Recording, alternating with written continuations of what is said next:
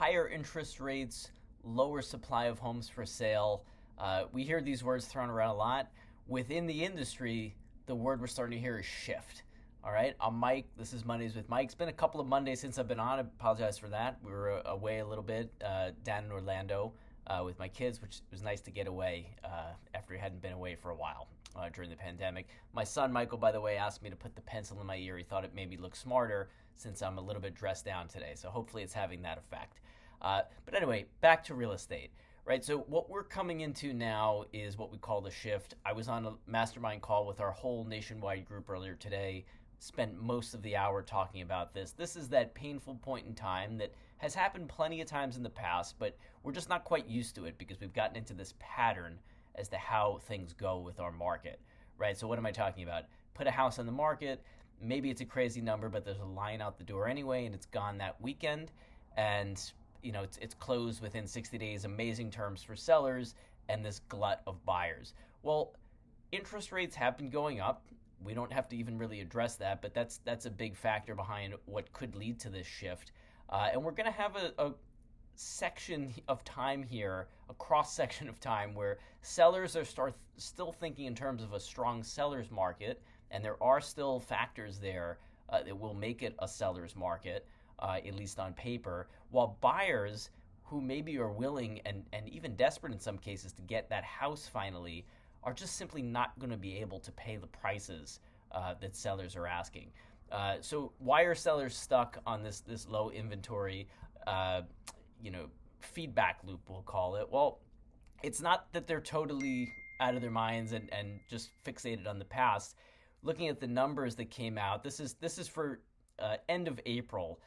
So April 22 compared to April 21, we had almost 26% less of a monthly home supply. And I've talked about this many times on this show. Right now, we've got 2.6 months supply. This is across the whole island, including Queens, by the way. That's pretty low. This time last year was 3.5 months supply. So even if you don't remember what factors go into that, it's basically just how quickly the homes are absorbed that go on the market. Homes for sale, which is easier to wrap your head around, year over year, April 22 compared to April 21, we have almost 24% less homes for sale. So sellers are not crazy for still wanting high prices. The supply-demand imbalance is still there. The thing is, though, even if, like I said at the beginning of this show, even if you have buyers that are desperate and really want that house, the math doesn't work out so much when you see the kind of steep interest rate increase that we've seen. All right, so I think that I'll come to the solution at the end, and I'm just going to give a really brief example just to highlight this. Why is it that when you have such strong economics in favor of the seller, are we starting to see some houses sit and we're starting to see some buyers negotiate and maybe have a little bit of leverage if they have the ability to pay the price that the sellers are asking?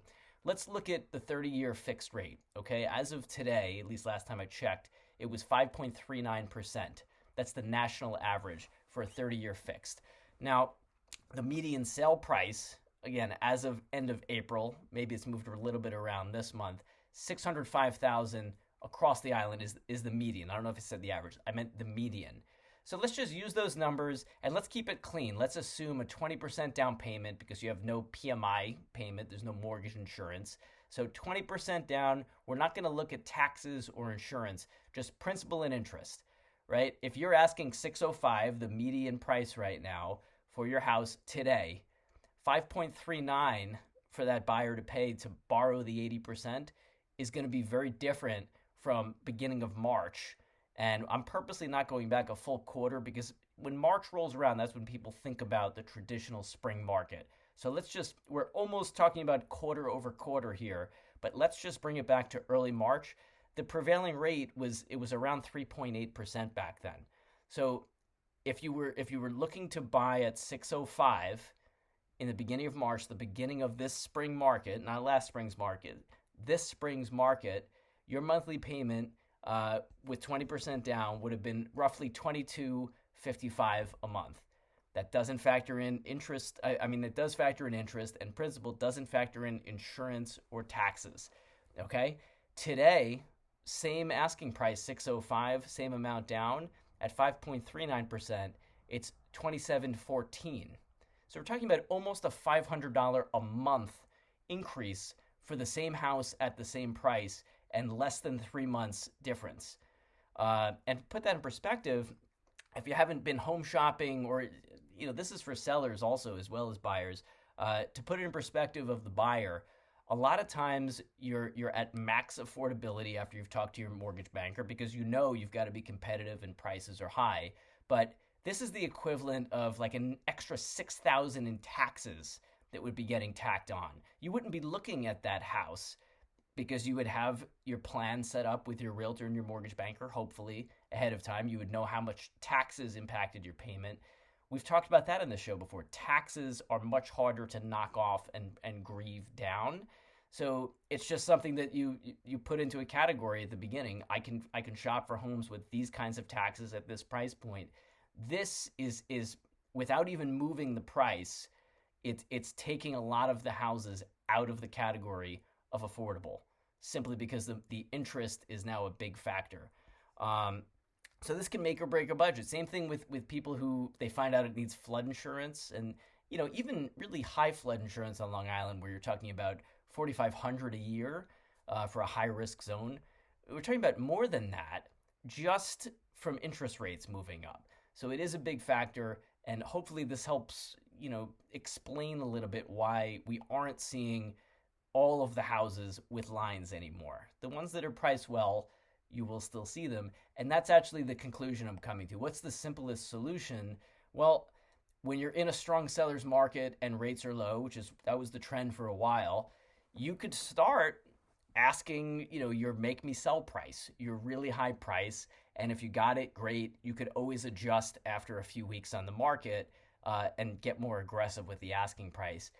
Now, unless you want to sit for a while and have buyers concerned that you as a seller are not going to be reasonable and that they shouldn't even come to look at it, maybe a really good buyer who's willing to pay the max they can afford, it's better to attract them ahead of time and price it aggressively. This is one of those markets where if you price aggressively, what do I mean by that? I mean at the past sale level, not more than past sale price, under it maybe even, you can still have a bidding war and the market will find itself. It'll just get there much quicker. The benefit to seeing that smaller segment of the market and getting to your market value quicker is that rates are still looking to go up. So you're going to stay ahead of the trend also if you can get your house on the market and get it under contract quickly. You still have the issue of the buyer having to lock in their rate, which that's really between them and their mortgage banker, but it is your problem as a seller if the financing while you're in contract becomes unaffordable. So happy to troubleshoot specific issues that people have, and this is going to be an ongoing topic. I have plenty of other topics to go through, but I thought this is the one that's probably on most people's minds, and I thought maybe I'd give you a little bit different perspective on it, which hopefully I've done, and hopefully thought I was really smart with the pencil in my ear.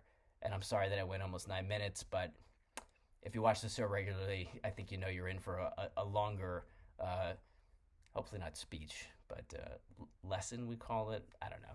I think it's time to sign off.